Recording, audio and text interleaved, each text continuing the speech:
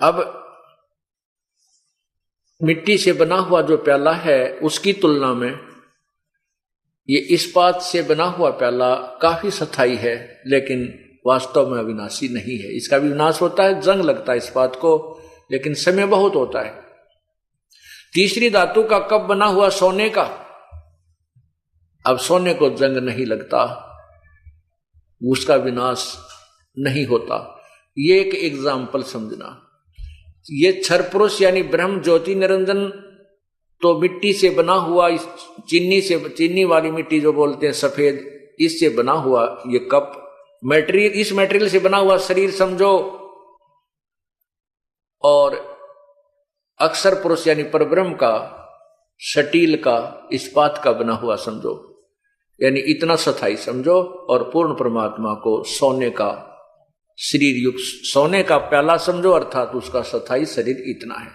अब यहां कहा है कि ये गीता जी के अध्याय नंबर 15 के मंत्र 16 में तो दो भगवान बताए हैं, क्षर पुरुष और अक्षर पुरुष, और इन दोनों के शरीर भी नाशवान हैं और इनके अंतर्गत जितने प्राणी हैं उनके भी शरीर नाशवान हैं, ये भी जन्म मृत्यु को प्राप्त होते। आत्मा अमर है, आत्मा तो गधे की भी अमर है, आत्मा तो कुत्ते की भी अमर है, आत्मा मनुष्य की भी अमर है, लेकिन इसके साथ जो संकट, ये झंझट, जो दुख जुड़े हुए हैं, ये अंत पूर्ण परमात्मा के लोक में जाने से ही होगा, सतलोक में जाने से ही होगा।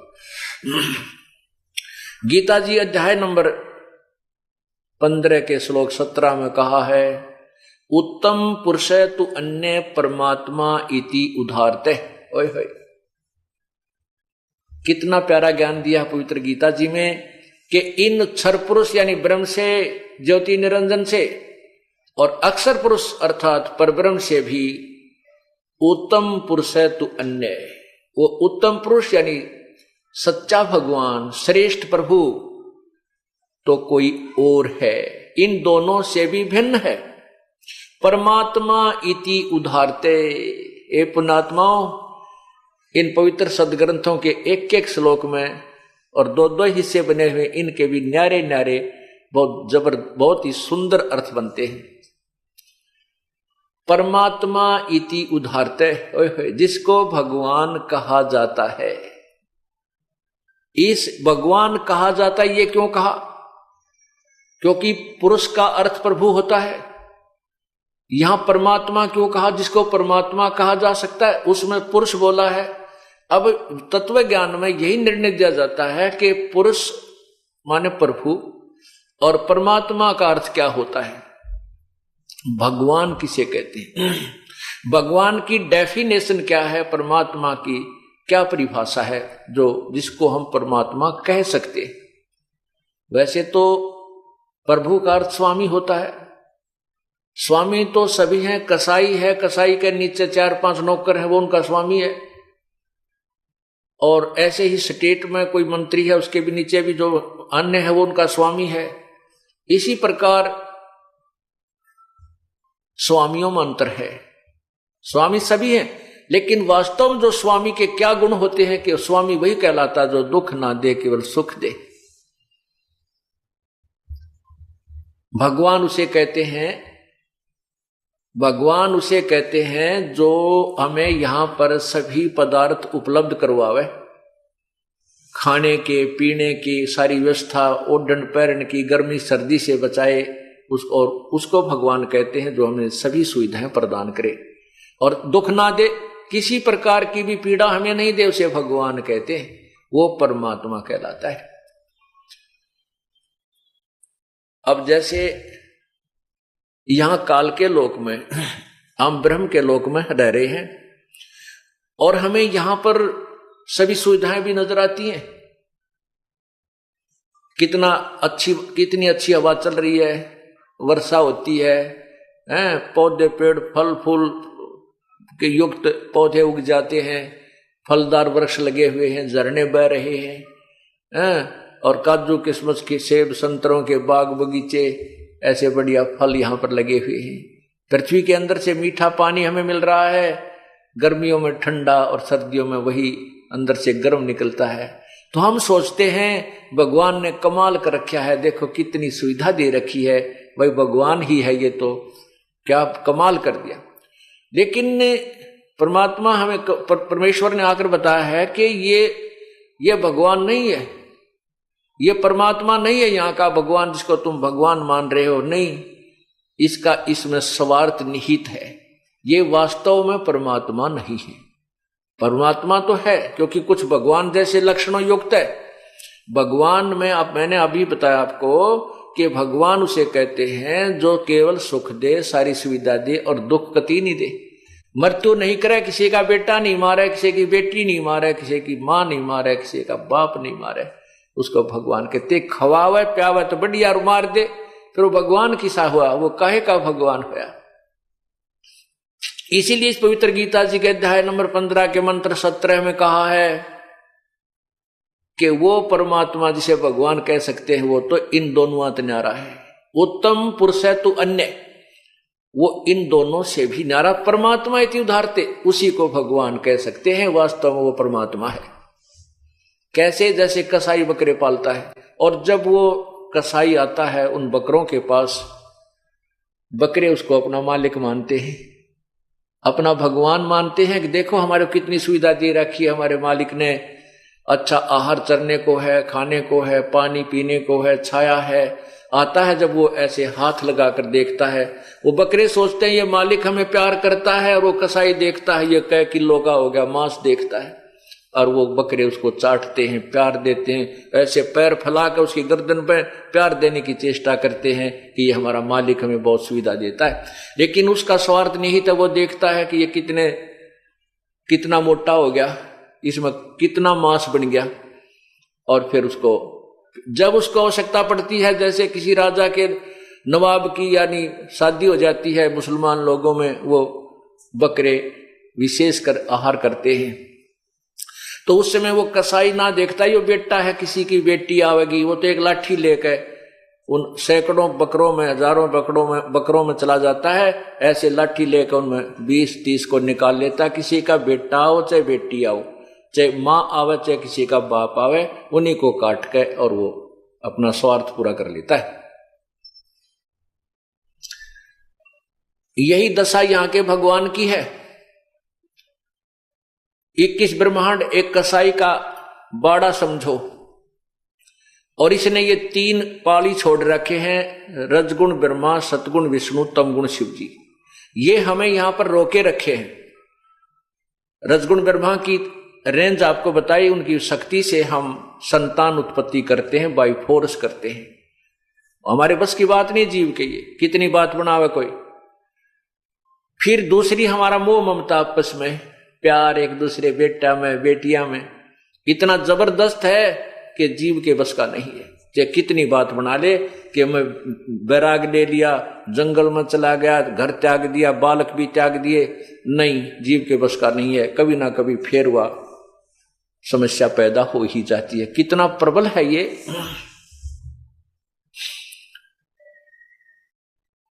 जैसे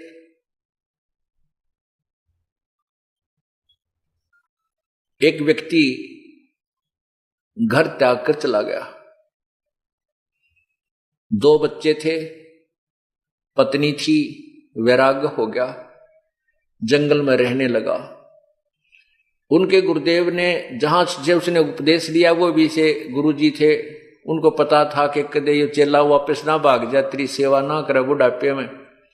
इसलिए वो क्या करते थे कि उस व्यक्ति को अपने चेला बना करके कान कून पाड़ के जो भी व्यवस्था करते थे, तो उसको एक स्थान पर फिक्स रखा कर दे कि इस डेरे तो बाहर ना चला जा, कहीं ये फिर वापस घर की याद ना आ जाए इसको। 12 वर्ष तक वो व्यक्ति वैराग लेकर जो गया था, गुरुजी के आदेश अनुसार एक आश्रम में एक स्थान पर रहा, उसे बाहर नहीं गया। 12 वर्ष के बाद उसके गुरुदेव ने कहा जा भी भिक्षा मांग लिया। अब वो लेकर थैला आटा मांगने वाला चल पड़ा। एक घर में जाकर उसने कहा माई भिक्षा देना, तो वो बहन भिक्षा लेकर आटा लेकर बाहर आई। एक लड़के को गोदी में ले रखा था, एक लड़का उसका दामन पकड़कर साथ साथ आ रहा था, मां मां कर रहा था। अब वो बाबा जी 12 वर्ष से घर छोड़कर गया हुआ था, तो उसके एकदम वो मन में फिर आ गई बात। उसने सोचा कि तेरे भी छोटे छोटे बालक थे, और जिस बच्चों का बाप ना हो वो कैसे पलेंगे। अब ये बहन है, इसके 2 बच्चे हैं, इनका पति ना होता कितने खुआवे प्यावे इनको। तो उसके मन में आ गई बात कि तू तो बड़ा कसाई रहे, और तेरे की जुल्म कर दिया तूने, तो छोटे छोटे बच्चा ने छोड़ के आ गया। वह बेचारी दुखी हो रही होगी, क्या हाल होगा तेरे बच्चा का। इस विचार को करके उसने घर चालन की सोची। घर एक बार देख आऊं, घर चालन की सोची, चल मैं अपने घर जलता हूं। 10-20 कदम गया था, इतने मन में आ गई, अरे 12 साल हो लिए पीछा छूट रहा है, तू क्यों बात बिगाड़ा है।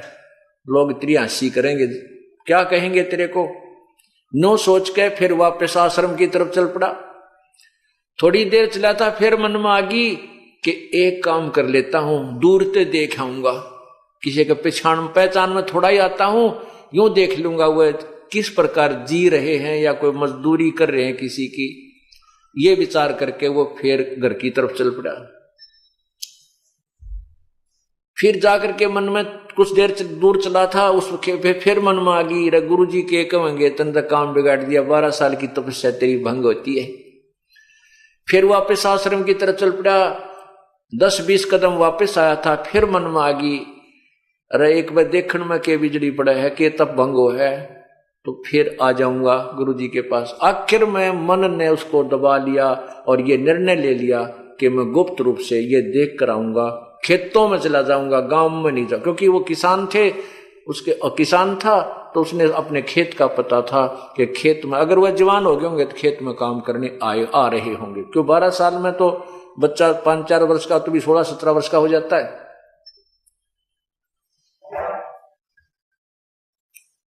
कहने का भाव ये है कि वो बाबा जी दाढ़ी बढ़ा रखी, केस के सर के केस बड़े बड़े, एक बाबा के रूप में वो अपने खेतों की तरफ चल पड़ा। खेतों में उसकी पत्नी और उसका छोटा भाई अपने अपने खेतों में काम कर रहे थे। उसके छोटे भाई ने देखा, उसने उसकी चाल को और खेतों की तरफ आते हुई धुन को विचार करके अपनी भाभी से कहा कि ये जो आदमी आ रहा है ये मेरा भाई है। उसकी बाबा जी की पत्नी कहने लगी कि क्यों अब मजाक कर रहे हो, ईब की आवाज, जो 12 वर्ष हो गए उसने घर की याद नहीं आई, अब कैसे आएगा। वो कहने लगा मैं पक्का कह रहा हूं कि ये मेरा भाई है, उसकी चाल बता रही है। फिर वह बोली आ भी, उसकी पत्नी कहने लगी कि वो आ भी गया तो यहां रुके नहीं, इसका फायदा के। तो उसका देवर कहने लगा कि रोक तो मैं दूंगा, एक थोड़ी सी मेरी बात का सहयोग दे दे, इसको रख तो मैं लूंगा यहाँ पे। वह बोली जो तू कहेगा मैं उसी तरह तैयार हूं, बता के करना। वो कहने लगा कि ये तुम्हारे खेत में जो शीशम है, शीशम का वृक्ष है, ये आपके खेत में है 2 फुट, और मैं इसने काटूंगा, ऐसे काटने लग जाऊंगा, नो को ये जोर जोर से ऊंची आवाज में कहूंगा कि ये मेरा खेत में है, मैंने पैमाइश करवा रखी है, और ये हमारा वृक्ष है, मैं इसने काटूंगा, अपनी दरवाजे की जोड़ी बनवाऊंगा, और आप इसका विरोध करना। देखते हैं जब बात बन जाता है। अब वो लेकर कवाड़िया जो हल्के सांस रखा करते हैं उससे उस वृक्ष को काटने लग गया, और वो जोर जोर से जो कहने लगी कि आपको शर्म नहीं आती है, हमारे खेत में देख लो, 2 फुट के अंदर ये हमारे खेत में है, और आप अपना कह रहे हो इस वृक्ष को। जब उसने बाबा जी ने देखा कि यो के झगड़ा हो रहा है, भाई मेरा है, पत्नी मेरी है, ये किस बात पर झगड़ रहे हैं, उसने फसल के अंदर छुप कर बैठ गया, देखना चाहा, विचार सुनने चाहिए झगड़ा किस बात पे इनका। वो वृक्ष में फसल में छुप के जवार बाजरे बो रखे थे, बैठ कर सुनने लग गया उनकी कहानी। के कहानी है खूब सुनी ध्यान से। वो कह रही थी कि देख सरेआम हंगा कर रहा है, हमारे साथ जबरदस्ती कर रहा है, हमारे खेत में वृक्ष है इसको काट रहा है, तो इसलिए काट रहा है ना कि मेरे सिर पर दड़ी नहीं है। आज तेरा भाई होता तो इसका हाथ नहीं लगा सकता था, तो जबरदस्ती करता है हमारे साथ, तने हमारा सारा लूट लिया, हमारे को उभरने नहीं देता। और वो फिर कहता कि मैं तो काटूंगा, न्योय काटूंगा, कर ले के करेगी। तो फिर बाबा जी बना देखा गया, न्यो बोला रहा एकली नहीं है, आ लिया हूं मैं भी। न्यो बोला एकली मत समझना, मैं भी आ गया हूं, और तुम्हारे वृक्ष ने कैसे काट लेगा। अब वो कहने लगा उसका भाई कि बाबा जी तुम्हारे बीच में मत आवे, हमारा घर का मामला है, तू जाता रहा ना, तुने गढ़ दूंगा। नो बोला रहा मैं बाबा जी नहीं भाई, तेरा यो खेत वाला हूं मैं, इस शीशम वाला हूं मैं। नो बोला मेरा भाई तेरे कैसा बोली बूच नहीं था, उसका दाढ़ी थी न मूछ थी, मैं कैसे मानू तू भाई है ना, यू गांव मानने कर ले पंचायत। खेत में एक नाई आ रहा था दूसरे किसान के बाल काटने के लिए, उसके पास गया, कहने लगा भाई नाई के मैं वो फलाना आदमी हूं जो बाबा जी बन गया था, और भाई मारा तो नाश कर दिया इस भाई ने, तू मेरी दाढ़ी काट दे और ये बाल काट। तो नाई ने कर दिया 2 मिनट में काम उसका, वह दाढ़ी भी काट दी और मुंड भी मुंड दिया। जब आगे खड़ा हो गया ने बोला देख अब पहचान दे कौन हो रही, करूंगा पंचायत। फिर तक कौड़ी भर ली, आइए मेरा भाई, आइए मेरा भाई, भाई गलती होगी कोई बात ना, ये तेरा खेत रहा अरिया तेरी शीशम रही, माफ कर दे। मैंने पकड़ा दिया, अगले भाई मारिए जोटा एक में काल का लाग रहा हूं दुखी का। तो कहने का भाव ये है कि वो परमात्मा कबीर जी कहते हैं कि ये जो सतोगुण है इसकी इतनी जबरदस्त पावर है कि इसके अधीन ये जीव ना तक संतान छोड़ सकता, ना संपत्ति त्याग सकता, इतनी जबरदस्त इसके अंदर ममता भर दी जाती है, ये जीव के बस की बात नहीं है। और परमात्मा कहते हैं मन के मारे बन गए बन तज बस्ती मां, कह कबीर मैं क्या करूं ये मन तय माने ना। अब देखो मन कौन है, ये काल है, ये ज्योति निरंजन है, और इसके ज्योति मन के हाथ में ये सब रिमोट है ब्रह्मा विष्णु महेश का, इनको चलाने का और सभी जीवों का। तो ये तो आपको समझाया कि भगवान विष्णु की जो शक्ति है, भगवान विष्णु का जो सतोगुण है, ये हमारे आपस में ममता बनाए रखता है, जिसके कारण हम एक दूसरे से दूर नहीं हो सकते। एक और उदाहरण देता हूं। एक बार मैं वहां छुड़ानी जाते थे, एक आश्रम है छुड़ानी में गरीबदास जी महाराज, जहां पर परमात्मा कबीर जी ने आकर के गरीबदास जी को दर्शन दिए थे, वो उसी गांव में। तो वहां हमारे पूज्य गुरु जी जाते थे, और हम भी उस समय जब गुरु जी वहां जाते थे तो हम भी उनके साथ वहां जाते थे।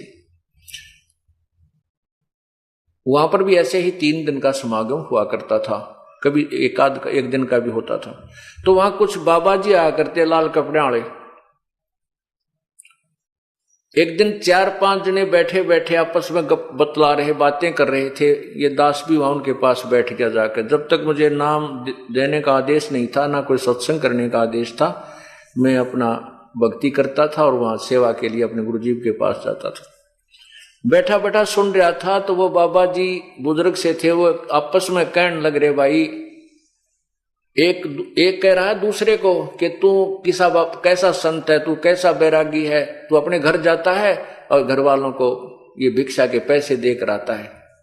वो कहता तू भी तो जाता है, क्यों बातें बनाता है। वो तीसरा इस प्रकार सभी ने आखिर में ये कह दिया, भाई यह तो बस की बात नहीं।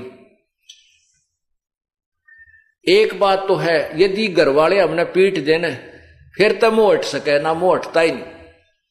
यदि बालक हमारी पिटाई कर दे तो मुंह हट सकता है उनसे, ना तो कतई नहीं हटता। भाई महीने 20 दिन में जाने को दिल कर ही जाता है, और 100-200 रुपये होते न सोचा घर वालों को दे आवा। उनमें से एक कहने लगा, भाई मेरे साथ वो काम भी हो लिया और ममता फिर भी नो की नहीं। वो काम करता है कि मेरी पिटाई भी कर ली घर बच्चा ने, और फिर भी दिल नहीं हटता उनसे। आखिर में आज भी याद आते हैं, कदे नुकसान कर दें हैं, कई और हानि हो जा, 500-400 रुपये इकट्ठे करता हूं, फिर भी उनको देकर ही आता हूं। तो यहां परमात्मा हमें याद दिलाना चाहते हैं कि ये जीव के बस का नहीं है। ये तो उस परम पिता परमात्मा की वो भक्ति, ये तत्व ज्ञान इनके प्रभाव को निष्क्रिय कर सकता है, डाइल्यूट कर सकता है, और अंत में इसका गति समाप्त करके यहां से सतलोक ले जा सकता है। वो उपचार, वो साधना, ये तत्व ज्ञान के माध्यम से ही आपको बताई जाएगी, और परम संत ही वो भक्ति देता है। और तीसरा जो तमोगुण है, इसके तो आपको पता ही है, जरा सी कवासुनी होती है, भाई न भाई मार देता है, आपस में रिश्तेदारियों की गोलियां चल जाती हैं, और अंत में कोई किसी ना किसी कारण से ये जीव का अंत हो जाता है। यानी क्रोध इतना जबरदस्त हो जाता है कि जीव उसमें नहीं देखता ये तेरा भाई है, तेरा बाप है, तेरी मां है, ये जीव के बस का नहीं। ये तमोगुण यानी भगवान शिव जी की शक्ति का प्रभाव है। अब प्रश्न चल रहा है कि 3 भगवानों का न्यारा न्यारा निर्णय, 3 प्रभुओं का। ब्रह्म ये क्षर पुरुष है, जी किस ब्रह्मांड का मालिक है, और इस एक ब्रह्मांड में ब्रह्मा विष्णु महेश केवल एक एक विभाग के प्रभु हैं, ये भी भगवान है। अब यहां थोड़ी सी परिभाषा आपको प्रभु की बताना चाहता हूं कि प्रभु किसे कहते हैं। प्रभु माने स्वामी, मालिक। अब जैसे एक किसी भी विभाग को ले लीजिए, उसमें सभी साहब होते हैं। जैसे हौलदार साहब पुलिस विभाग को ले लेते हैं, थानेदार साहब, डीएसपी साहब, एसपी साहब, और फिर आईजी साहब, फिर डीजी साहब, और इनसे ऊपर फिर गृह मंत्री साहब, फिर मुख्यमंत्री साहब, फिर प्रधानमंत्री साहब। यानी है तो सारे साहब, यानी स्वामी हैं, मालिक हैं, प्रभु हैं।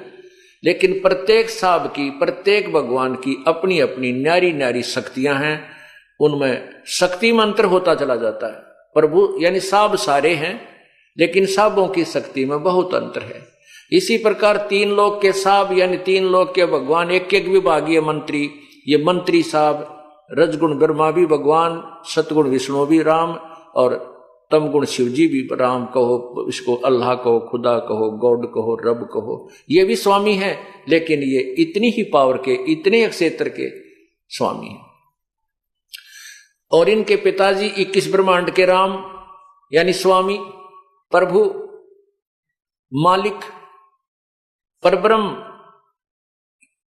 7 संख ब्रह्मांड का स्वामी प्रभु राम साहब है।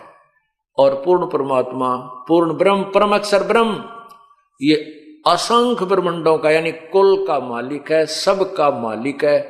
ये भी साहब है।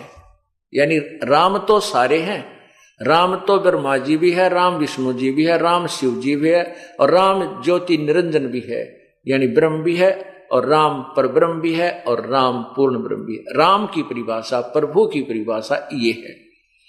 राम सभी कहलाते हैं, प्रभु सभी कहलाते हैं, लेकिन प्रभुओं की शक्ति में दिन रात का अंतर है।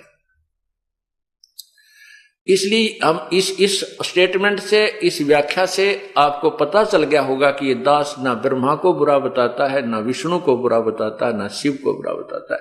लेकिन ब्रह्मा को ब्रह्मा बताता हूं, विष्णु को विष्णु बताता हूं, शिव को शिव बताता हूं, ये इनकी सतीथि बताता हूं। जैसे मंत्री को मंत्री बताता हूं, मुख्यमंत्री को मुख्यमंत्री बताता हूं, प्रधानमंत्री को प्रधानमंत्री बताता हूं। आपको और हमको पहले क्या ज्ञान था कि हमारे को एक राज्य के मंत्री को प्रधानमंत्री फिट कर रखा था, कि प्रधानमंत्री सिद्ध कर रखा था।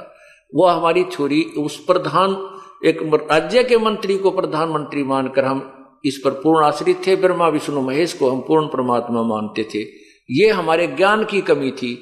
और भगवान इतने ही हैं जितने आज थे, पहले भी इतनी शक्ति युक्त हैं। आज हम किसी को कहते हैं ना प्रारंभ में कि भाई ब्रह्मा विष्णु महेश से ऊपर और पावर है, कोई मानने को तैयार नहीं, क्योंकि हमारे अंदर इनकी महिमा इतनी घर कर चुकी है कि हम इन तो ऊपर किसी न मानते नहीं शक्तिशाली। जैसे आज से सन 1947 से पहले जो हिंदुस्तान की जो स्थिति थी, हमारे यहाँ एजुकेशन नहीं थी, शिक्षा नहीं थी, और उस समय जनसाधारण जनता की एक इतना ज्ञान था कि गांव में कोई भी टॉप पहन का आ जाता ना अधिकारी, तो सब ने क्या करते, गांव वाले साहब आ रहे हैं भाई, पानी वाला साहब आ रहा है, पानी वाला साहब अर्थात इरिगेशन डिपार्टमेंट का साहब आ रहा है।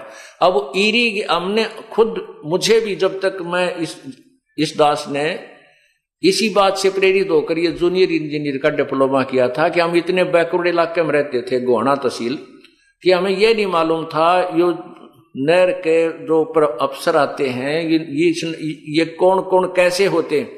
हम तो जो भी टॉप पहन का जाता गांव वाले ने साहब आ रहा है, पानी वाला साहब आ रहा है, तो ये नहीं पता था कौन साहब है, उसकी कितनी पावर है। और दास का जो किसान परिवार में जन्म था, कभी कभी गाय भैंस चराने के लिए पाली भी जाते थे। गांव में हमारे में फ्लड बहुत आती थी, इसलिए तो वर्षा के दिनों में केवल नहर ही ऐसा स्थान होता था जहां पर पशु चराए जाते थे। नहरों पर पशु चराना तो नहर विभाग वालों को मानने नहीं, वो नहीं चराने देते थे, उनके चालान काट देते थे, पकड़ कर थाने में मतलब ले जाते थे, चालान काट डरा देते थे। तो हम भाग जाते थे, आ जाता ना कोई टॉप पहन के, तो हम पाली थे, बालक थे, छोटे छोटे, स्कूल में जाते थे, बीच में छुट्टियों में पाली अन्य भी होते थे जो नौकर रखे होते थे हमारे घर वालों ने, उसके साथ साथ फिर हमारे को भी भेज देते थे, क्योंकि उस समय एक सीमित स्थान पर पशु चराने होते थे नहर के आसपास। तो सब भाग जाते थे, नहर का साहब आ गया, भाग जाते थे। उसके जाने के बाद फिर पशुओं को ले आते। कहने का भाव ये है कि हम इतने इलिटरेट थे, हमारे घर वाले भी, हमारे गांव वाले भी, यानी सभी क्षेत्र के, केवल एक गांव के नहीं, कि हमें यह नहीं मालूम था ये साहब कितनी पावर का है। अब हमें सब, उस समय हमारी ऐसी स्थिति थी, और उस समय हम डीसी को एक सुप्रीम पावर माना करते, डीसी को एक सुप्रीम पावर मानते थे। गांव वाले ने कहा कि में भी बात होती कि डीसी लाग रहा है तू के डीसी लाग रहा है, तेरा बाबू के डीसी लाग रहा है, यानी डीसी तो ऊपर पावर, फिर किसी की मान्या नहीं करते, कोई शक्ति और भी है, इसी हमारे मन में धारणा हो रही थी। एक उदाहरण है, एक समय एक चुटकुला आ रहा था एक अखबार में, उसमें एक समय कोई मंत्री, मुख्यमंत्रियों के ऊपर कोई घोटाले का केस हो गया और उनको कोई सजा की तैयारी होगी। पेपर में पहले दिन आया था कि इनको सजा पक्की होगी।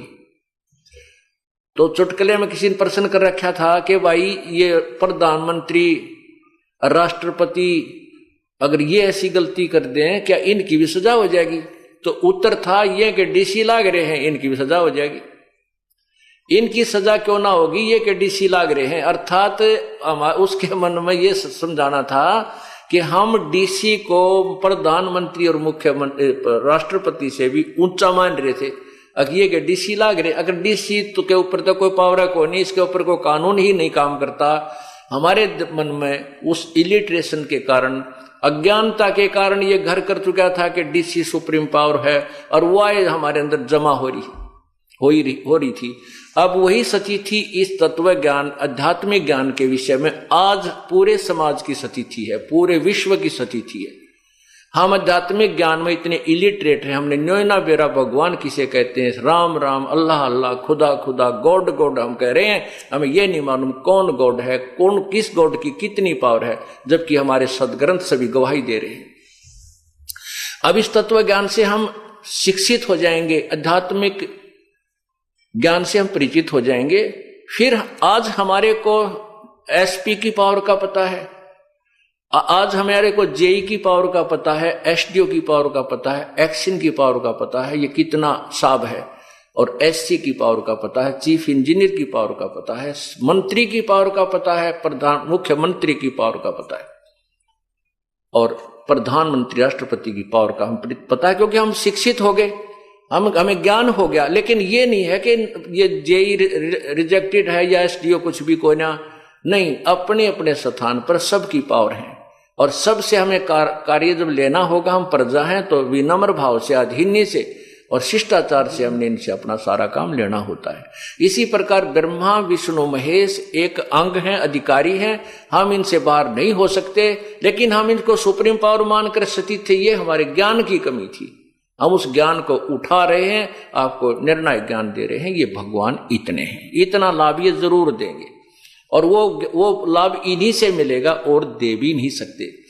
इस प्रकार हमने पूर्ण परमात्मा की शरण में जाने का क्यों संकेत दिया जाता है कि पूर्ण परमात्मा और इन भगवानों में ब्रह्मा विष्णु महेश ब्रह्म पर ब्रह्म इतना अंतर है कि ये केवल किए कर्म का फल दे सकते हैं। ब्रह्मा विष्णु महेश आपको वही देंगे जो आपके प्रारब्ध में निर्धारित है, और इसमें कोई बाधा करता है, आपको प्रारब्ध देने में कोई बाधा करता है, कोई प्रेत पितर छोटा मोटा, तो उसको उससे ये आपको उस कर्म को जो आपका संस्कार वश है वो देंगे, दिला देंगे। जैसे कंस, केसी, चाणूर आदि जो प्रारब्ध में बाधा कर रहे थे, भगवान कृष्ण को तंग करना चाहते थे, तो उनको उन्होंने समाप्त कर दिया। लेकिन समय आने पर भगवान श्री कृष्ण भी स्वयं अपनी जान नहीं बचा सके, एक शिकारी ने उनके पैर में तीर मार दिया और वो भी मृत्यु को प्राप्त हुई। वो प्रारब्ध में जो किए कर्म के अनुसार उन्हें भोगना पड़ा। तो ये भगवान अपने किए हुए प्रारब्ध जो कर्म है उसको घटा बढ़ा नहीं सकते, उतना ही दे सकते जितना आपके भाग्य में है। जैसे फॉर एग्जाम्पल एक, क्योंकि प्रारंभ में जब ये ज्ञान कोई सुनता है तो एकदम स्ट्राइक करता है उसका दिमाग, तो वो कहता है कि क्या ब्रह्मा विष्णु में इसमें शक्ति को ना, ये भी तो भगवान विष्णु भी तो पावरफुल हैं, शक्तिशाली हैं, उन्होंने मोरध्वज के बेटे ताम्रध्वज को आरे से चिरवा कर जीवित कर दिया, उन्होंने उसका जीवन दान दे दिया। आप कैसे कहते हो कि भगवान श्री कृष्ण यानी विष्णु हमारे संस्कार को टाल नहीं सकते, मुर्दे को जीवित कर दिया। देखो जितनी जिसमें पावर है उतनी है, ये कभी आपने नकारा नहीं किया।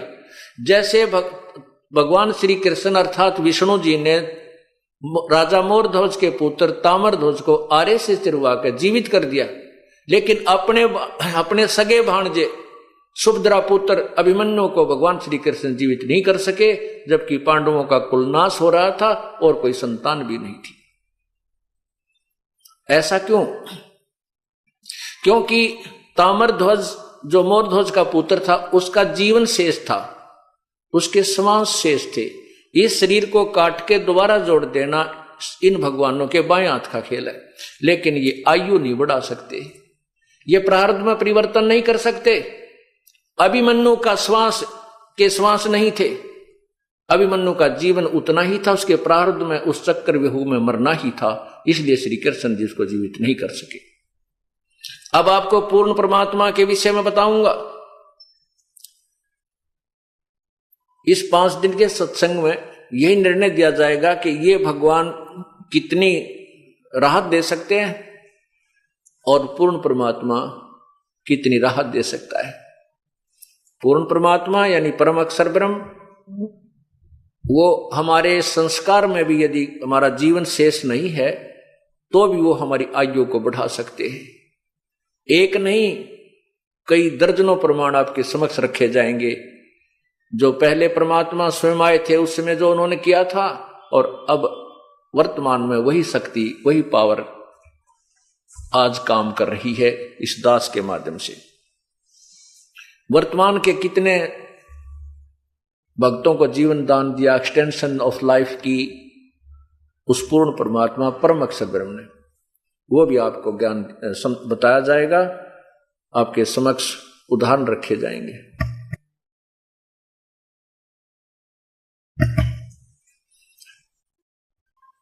अब प्रसंग चल रहा है कि परमात्मा कौन है, कैसा है, उसकी सचिथि क्या है। अब आप समझ गए कि परमात्मा राम कहो चाहे अल्लाह कहो, गॉड कहो, प्रभु कहो, उसको खुदा कहो, ये एक शक्ति बोधक शब्द है। और ये सभी राम हैं, जिसमें जितनी पावर है वो उतने ही भगवान हैं। अब पवित्र गीता जी के अध्याय नंबर 15 मंत्र नंबर 17 में कहा है कि उत्तम पुरुष तु अन्य परमात्मा इति उदाहरते, जिसको भगवान कहा जा सकता। वास्तव में जो परमात्मा वो उत्तम पुरुष यानी श्रेष्ठ परमात्मा भगवान तो कोई और ही है, वही परमात्मा कहलाता है। अब सतलोक के अंदर उस परमात्मा का अपना साम्राज्य है। वहां जाने के बाद आपको वो सुविधाएं जो यहां नहीं है, उन सुविधाओं की हम तुलना भी नहीं कर सकते। वहां पर ऐसे आहार खाने को आपको मिलेंगे एक तत्व से बने हुए, नूरी तत्व से। जैसे यहां तो सब 5 तत्व से है, आम है, सेब है, संतरा है, काजू है, किशमिश है, हमारा शरीर है, पशु है, पक्षी है, ये सभी 5 तत्व से बना हुआ आहार हमें मिलता है और 5 तत्व का शरीर है। इसमें मिट्टी, हवा, अग्नि, पृथ्वी आदि ये 5 मिलाकर के आकाश, ये कितनी व्यवस्था किस ढंग से यहां की गई है हम इसमें देख भी नहीं पा रहे हैं। मिट्टी कहाँ है, इसमें वायु किस है, पानी कहाँ है।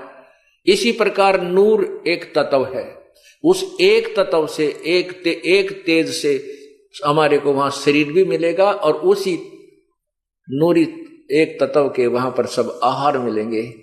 यहां से सुंदर सेब संतरे होंगे, काजू किशमिश और मीठा आहार होगा।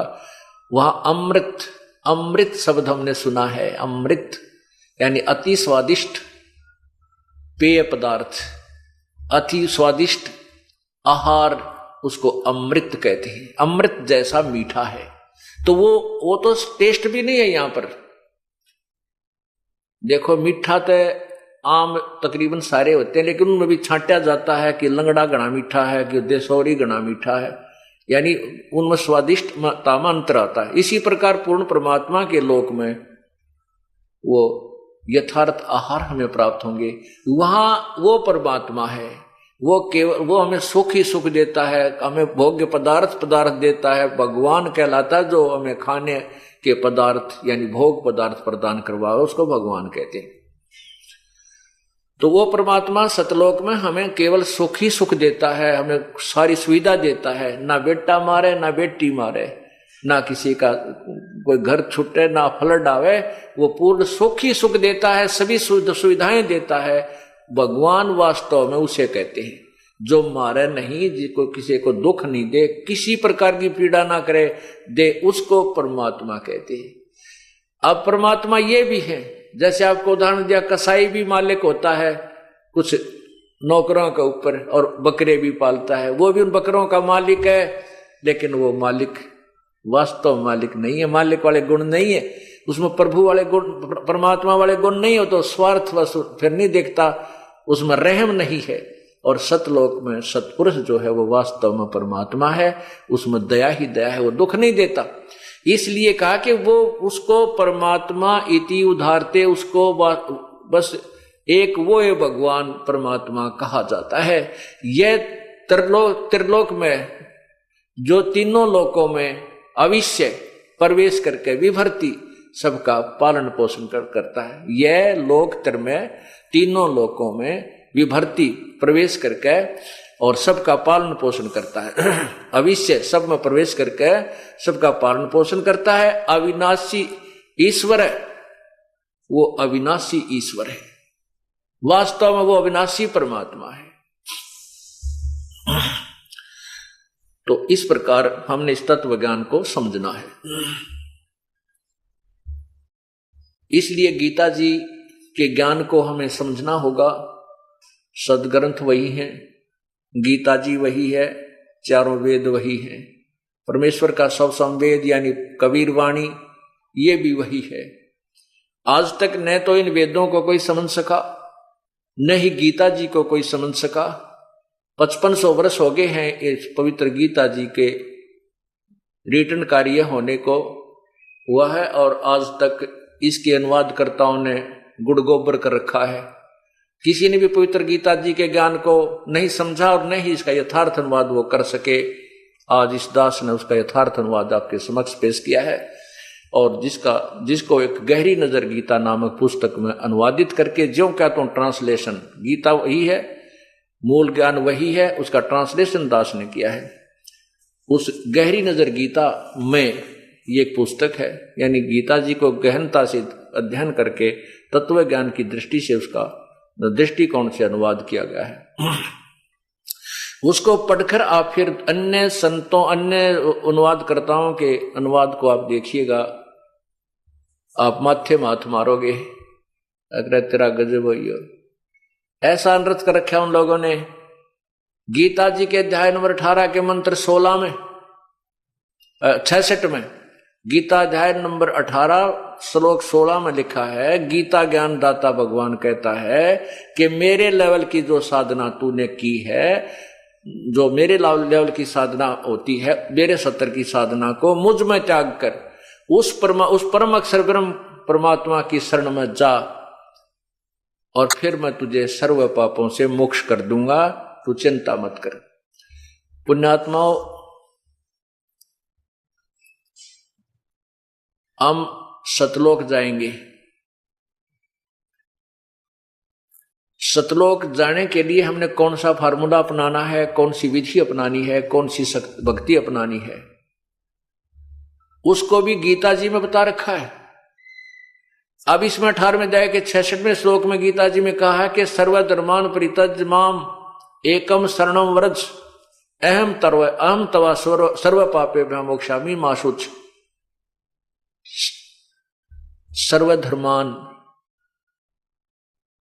सर्वधर्मान परित्यज,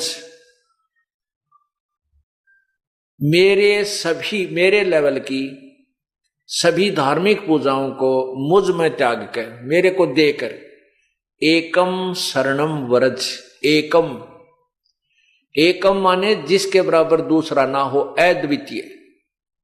अद्वितीय परमात्मा, उसकी तुलना में कोई नहीं है, परम अक्षर ब्रह्म। जैसे गीता जी के अध्याय नंबर 8 के मंत्र 3 में खुद गीता ज्ञानदाता प्रभु कह रहा है कि वो परम अक्षर ब्रह्म है, और 8वें अध्याय के ही 8, 9, 10 श्लोक में कहा है कि उस परमात्मा की भक्ति करता हुआ जो अंत समय में शरीर छोड़कर जाता है तो उसी को प्राप्त हो जाता, उस देव परम पुरुष को प्रकाश होता है, जो प्राप्त होता है, जो सूर्य की तरह तेजो में है।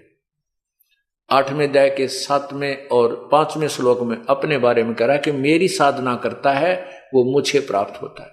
8वें अध्याय के 13वें श्लोक में लिखा है कि मेरा एक ओम नाम है, मेरा एक ओम नाम, ओम अक्षर है मुझ ब्रह्म का, उसको जो अंतिम सांस तक जाप करता छोड़ के जाता है, शरीर त्याग कर जाता है, तो अंत समय में मुझे प्राप्त होता है। उस परमात्मा की शरण में जाने के लिए क्या संकेत किया कि तत्वदर्शी संतों की खोज करो, फिर वो तत्वदर्शी संत तुम्हें जो ज्ञान बताएं उस विधि से साधना कीजिए, फिर उस परम पिता परमात्मा को प्राप्त हो जाओगे। उसके लिए फिर क्या बता संकेत दिया गीता जी में, गीता ज्ञानदाता ने 17वें अध्याय के 23वें श्लोक में क्या लिखा कि ओम तत्सत, ओम तत्सत, ओम तत्सत, ये एक मंत्र है ब्रह्मणे। ओम तत्सत ये त्रिविध समर्थ है, ब्रह्मण है त्रिविध समर्थ है, उस पूर्ण परमात्मा, ब्रह्मण माने पूर्ण परमात्मा, जो गीता जी ज्ञानदाता से अलग कोई प्रभु है, परम अक्षर ब्रह्म। उस परम अक्षर ब्रह्म की भक्ति के लिए 3 मंत्र का जाप है, ओम तत्सत। ओम तो अपना बता दिया 8वें अध्याय के 13वें श्लोक में कि मेरा नुज ब्रह्म का तो केवल एक ओम मंत्र है, जो गीता ज्ञानदाता कह रहा है, उसका अंतिम सांस तक जाप करेगा तो मुझे प्राप्त होगा। उस परमात्मा के पाने का ये 3 मंत्र का जाप है, ओम तत्सत।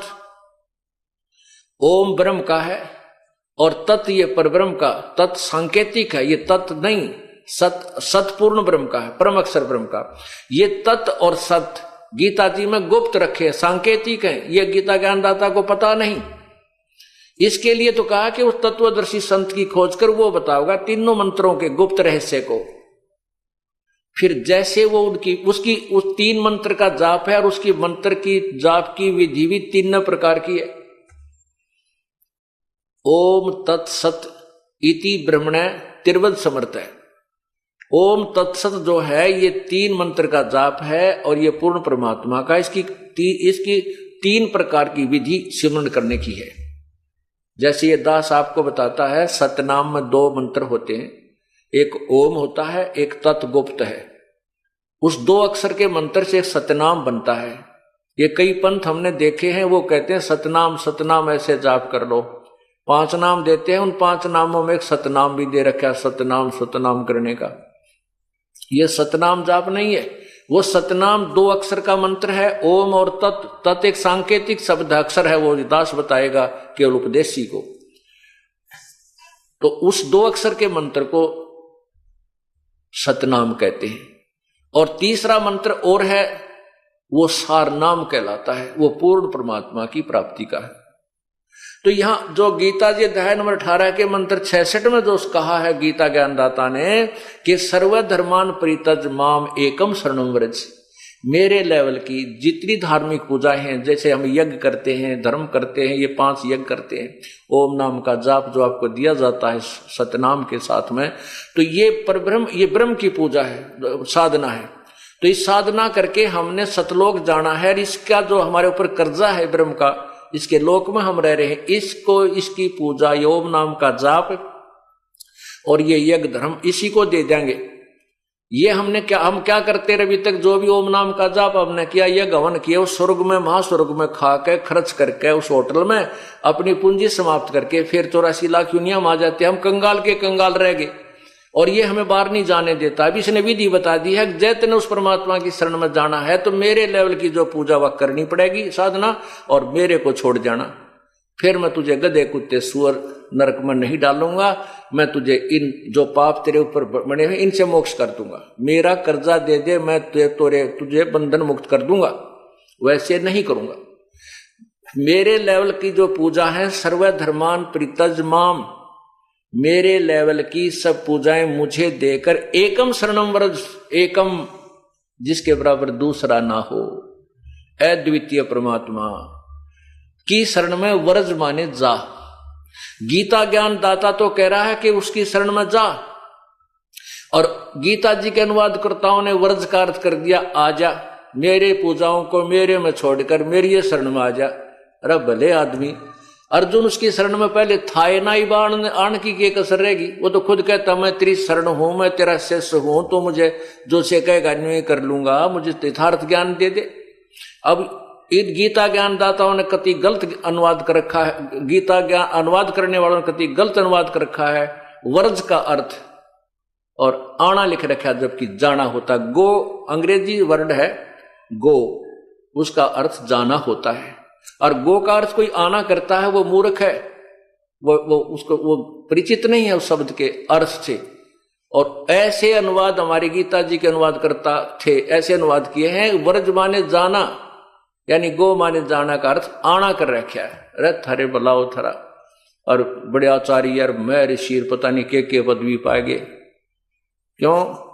अंधा में अंधे हाथ पकड़ रहे थे, अंधे की बागई अंधे ने मारे कौन बतासी। तो वर्ज माने जाना होता है। आप उठाकर देख लीजिए गीता जी के आज तक के जितने अनुवाद करता है सबने आना किया हुआ है। तो फिर ये कहता है कि जब तू मेरे जो ओम नाम का जाप और ये साधना मुझे दे देगा, मेरा धन मेरा, तो फिर मैं तुझे सर्व पापे भा मोक्षामि मां शुच, मैं तुझे सब पापों से मुक्त कर दूंगा, तू चिंता मत करे। तो पुण्यात्मा, इस प्रकार हमने इस तत्व ज्ञान को समझना है। और ये तत्व ज्ञान कैसा बताया है? और ज्ञान सब ज्ञानड़ी, कबीर ज्ञान सो ज्ञान, जैसे गोला तोब का इब करता चले मैदान। ये तत्व ज्ञान एक बार जनसाधारण बुद्धिमान लोगों के पास पहुंच गया, पूरे विश्व में जय जयकार हो जाएगी कबीर परमात्मा की, क्योंकि हम सब एक पिता की संतान हैं। ना कोई हिंदू अलग है, ना कोई मुसलमान न्यारा है, ना कोई सिख भिन्न है, ना कोई ईसाई अलग है। हम एक पिता की संतान हैं। हम धर्म के कारण ही बढ़ते चले गए, क्योंकि आत्मा को परमात्मा की चाह है, और जिसने भी कोई ज्ञान देना चाहा है जिससे कुछ हमें राहत मिलनी प्रारंभ हुई, हम उसी संत के पीछे लग गए। उसी के अनुयायियों को फिर अलग से नाम रख दिया गया। किसी के अनुयायियों को मुसलमान कहने लगे, किसी के अनुयायियों को ईसाई कहने लगे, जैसे किसी के अनुयायियों को और दूसरा नाम दे दिया, हिंदू कहने लगे, सिख कहने लगे। हम एक ही वर्ग के व्यक्ति थे और हम ही में से उस संत के साथ लग गए, उनको अलग कहने लगे। जैसे अब कुछ एक को कहते हैं ये राधा स्वामी वाले हैं, ये धन धन सतगुरु वाले हैं। वो हैं कौन? वो अपने भाई बहन हैं, अपने रिश्तेदार हैं, अपने हिंदू समाज या सिख समाज से उसमें गए हुए हैं। कुछ दिनों में ये धन धन सतगुरु नारा मजहब बन जाएगा, राधा स्वामी नारा धर्म बन जाएगा। वो आदमी एक हैं, आत्मा वही है, एक ही पिता की है। इसी प्रकार मुसलमान भी वही बने जो हमारी एक ही जनता थी, उसमें से हिंदुओं से ईसाई बन गए, ईसाइयों से फिर मुसलमान अलग और धर्म बन गया। इस प्रकार हिंदुओं से ही फिर आगे सिख बन गए। आप पूर्ण इतिहास उठाकर देखो पुराने अपना, ये सभी हम एक हिंदू थे। हिंदुओं में से जैसे गुरु नानक देव जी ने आकर के परमात्मा ने आकर के गुरु नानक देव जी को अपना सौधाम दिखाया, कबीर जी ने। उसके बाद नानक जी हिंदू साधना करते थे, हिंदू थे, गीता जी का पाठ करते थे, ब्रजलाल पांडे से गीता पढ़ा करते थे। लेकिन वो ब्रजलाल पांडे ने गीता उल्टी पढ़ा रखी थी।